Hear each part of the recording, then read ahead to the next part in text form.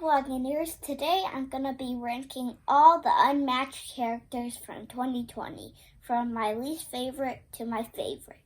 And if Unmatched looks fun to you, you can purchase this at the link in the description. Number 19 is Spike. I don't really like him since he's kind of weak in a sense. I mean, Drusilla's the one who does more of the attacking, as I see. He has some more versatiles that are low than his attacks. But my favorite card in here is Bloody Hell, since if a person does not defend this when you're attacking, that's 7 damage if you have 3 shadow tokens around them. So yeah, that's my favorite card from Spike. My least favorite character. So number 18 is Willow. I don't really care for her since I see her running through her cards like when she, once she already has like half her health left. And she just runs through them very quickly since she has thousands of blind boosts in here. And discarding cards too. My favorite card in here is maybe Meditation. It's just a big old 5 defense, and it's for Willow.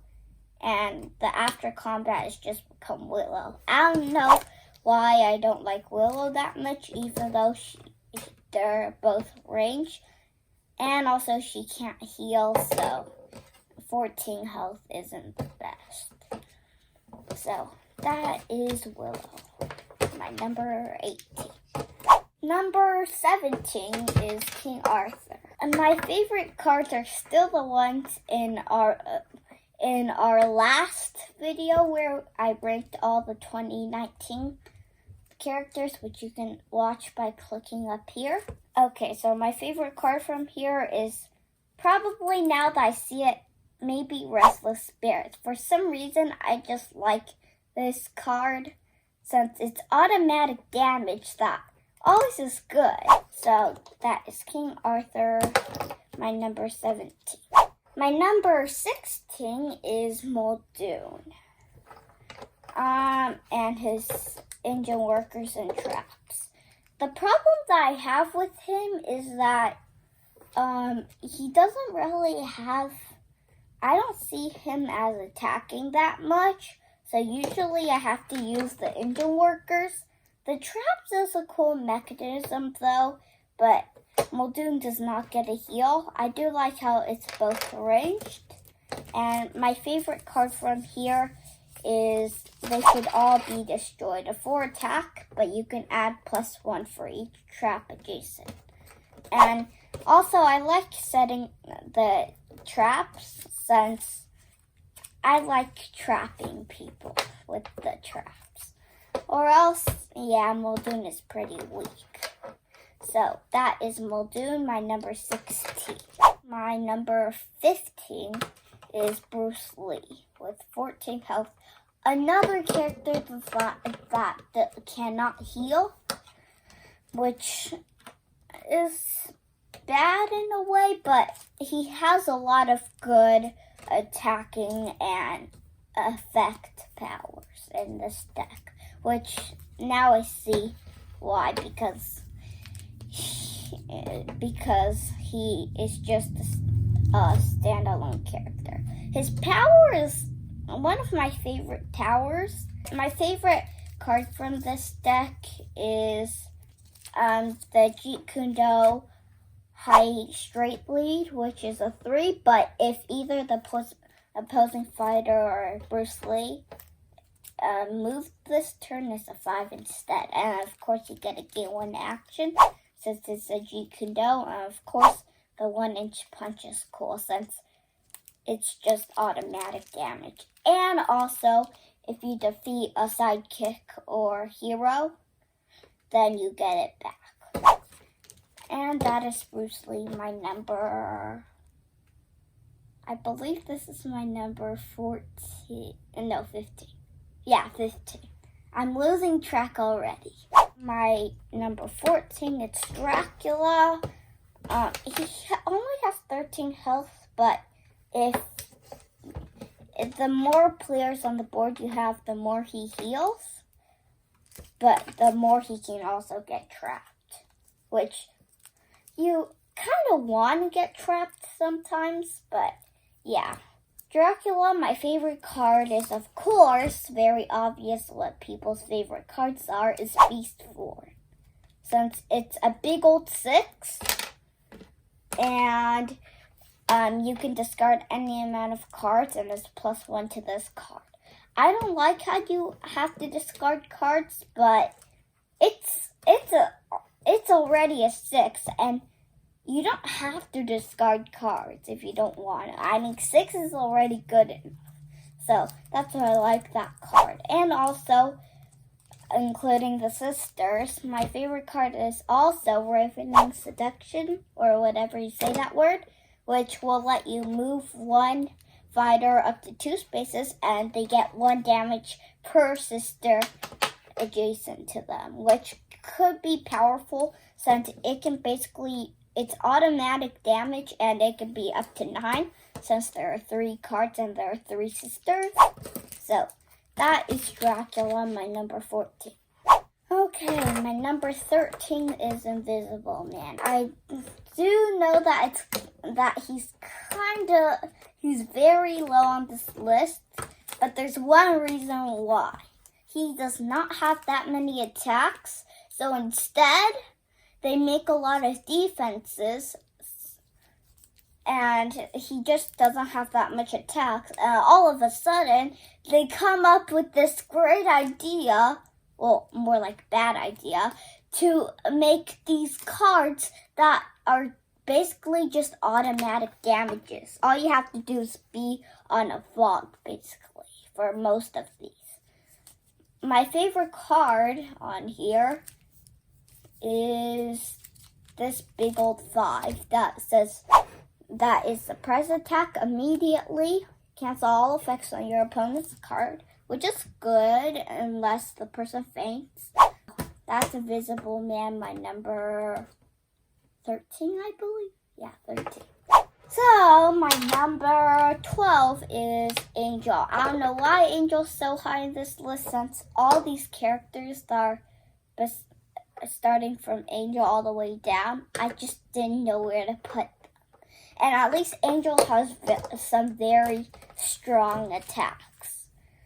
My favorite card for Angel is Angela Scourge of Europe, which is just a big old 5, as you can see. Which I just like big old numbers, since you basically waste their fate. But one thing that really surprised me the first time I got to Angel was this Faith card that's a 5 attack, and it's called 5x5 move Faith. So it's a 5 attack, and after combat you get to move Faith up to 5 spaces, and she can move through opposing fighters. As you can see, Angel is basically a replica of Bigfoot, except with less defense cards and way more attack cards. So, yeah, that's my number 12. My number 11 is Medusa. Medusa, she does have some automatic damage cards, but not much, which I like. And yeah, my favorite card in here is still the Gaze of Stone. The Gaze of Stone, which is just a 2 attack, but if you win somehow it's only like a 9% chance that you win, you deal 8 damage to the opposing fighter, which is very strong. That's Medusa, my number, I believe, 11. I'm losing track of count. Now we're in the top 10. So my number 10 is Jackal and Hyde. There's a lot of healing cards in this deck. According to my calculations, he can heal 8 the most. So if you get super lucky. Let's see. My favorite card. he does have automatic damage cards, which are very powerful, which is one of my 2 favorite cards here. So my first favorite card is Pure Evil, which there are 3 of them. Place Mr. Hyde in any space in his zone. Mr. Hyde deals 2 damage to all adjacent fighters. This is good when someone is surrounding you with all these stuff. That way you can use this and just kill everybody around you, usually, since if they surround you, that probably means that it's 1-point sidekicks, which is very good since there's 3 of them. So if you do it all on heroes and you damage them all the times, that's 6 damage. Plus, you probably get rid of stuff. My other favorite card is this Mr. Hyde 5 attack card called Forever Hyde. During combat, you may discard any amount of Dr. Jackal cards, and each one you discard is +2. This is basically as good as Beast Form, except better, since it's 2 at a time instead of just 1. And it's called Forever Hyde since you're discarding Dr. Jackal since you want to be Mr. Hyde forever. I just discovered that a few months ago. Okay, and that is Dr. Jackal and Mr. Hyde. Okay, so my number 9 is Alice. This is my favorite flip character with the flip mechanism. As you saw, Willow and Dr. Jackal and Mr. Hyde also have the flip mechanism for their power. But this is Alice. Her power is pretty good, especially for the +2. I like staying on +2 more than the +1, since 2 is more than 1, and attacking +2 for her cards you really need. So, and she only has 13 health, but she can really heal. And plus the Jabberwock, her sidekick, has 8 health, and there are her minis and stuff. I really like the minis in Unmatched. They're very well done. So, my first favorite card is Looking Glass. It's only a 2 defense unless you want to add the +1, which I usually do if I want to, but it's 2 or 3 defense. But after combat, choose 2 different effects. Draw 2 cards. Alice recovers 3 health, which I don't know a person who wouldn't choose that. And place Alice in any other space, which these are really good since I like how you get a pick. And my other favorite card is probably this one. Oh, Fabris Just Stay, whatever that means. It's just the 4 plus your 2, which usually I use on +2 and change size. I just like it. I don't know why. It's probably because I like just attacking. So yeah, that's Alice, my number 9. So my number 8 is Bigfoot. He has a lot of defense cards, which I really like, but it's very hard to damage Bigfoot. And you basically have to get lucky with your cards with Bigfoot to win. My favorite card, of course, is Larger Than Life. My favorite card besides that Larger Than Life is the Jackalope Horns. Move Jackalope up to 5, and you may move through opposing fighters and deal 2 damage to 1 adjacent opposing fighter, which is good since that's basically 6 automatic damage if you get all of them, since there's 3 of them. And yeah, it's basically Bigfoot. My number 8. Losing track. Okay, my number 7, I believe, is Beowulf. So Beowulf, my favorite card in here is probably called Golden Drinking Horn. It's a scheme card where spend any amount of rage, and you get to choose 1 for each rage spent. So you either get to choose draw 2 cards, move Beowulf up to 4 spaces, or Beowulf recovers 2 health. that is my favorite card in here.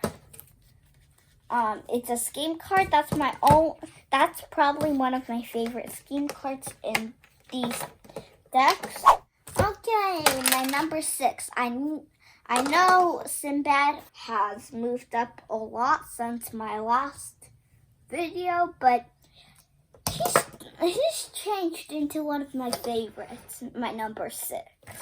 So Sinbad, you do know that he becomes more and more powerful. My favorite card in here is Voyage of the Man-Eating Apes. It's a 2 attack card, but it's a voyage, which you can add on for each voyage in your deck. And then after combat, deal 2 damage to the opposing fighter. The only way that you can get away from that is if someone faints this. So I like to use it early on. That way people won't really faint it unless you're my dad, who does all his feints in the beginning. But yeah, that is my favorite card from Sinbad. And also my other favorite card is Voyage to the Island That Was a Whale. And it's another voyage card, and after combat, Sinbad recovers too. Okay, so that is Sinbad, my number 6. My number 5 is Buffy. I know the Buffy set is very bad, but for some reason I like Buffy, probably because of the cards that come in here. One thing that I like is that you get to choose from Giles or Xander. Usually I play as Giles, since even though he has schemes that are pretty good, even though he doesn't have that much attacks, but he can still attack from the any cards, and Xander, he just attacks for you. My favorite Xander card is Right Hand Man, which is a 2 versatile, and it's very easy to hit with this one, because if Xander is right next to Buffy, this card becomes a 6 instead. Are you kidding me? This is way easier than most cards that is a 2 into a 6, or even a 4 into a 6. Now moving on to Giles. Inside, it's a scheme card. Choose an opponent and look at their hand and choose one card for them to discard. I just like it since there's 3 of them, so that's 3 cards to discard. And also you get a look at their hand. And then my favorite card from Buffy is this one called Slayer Strength. It's a 4 versatile, but after combat you may move all fighters adjacent to you to another space in their zone and deal 1 damage to each fighter that you move, which is really good. That's Buffy, my number 5. Number 4 is Robin Hood. One thing that I have to say about Robin Hood is he's a really good fighter. That's why he's number 4, but his outlaws mainly do the work for me. So there's this card called Highway Robbery, which is 2 attack, immediately cancel effects in your opponent's card, and ignore its value, which it can only be ignored with a cancel effects card. And my other favorite card is this big 5 card called the Hunter's Eye. Just for Robin Hood, there's 3 of them, and it's just a big with 5. So that is Robin Hood, my number, I believe, 4.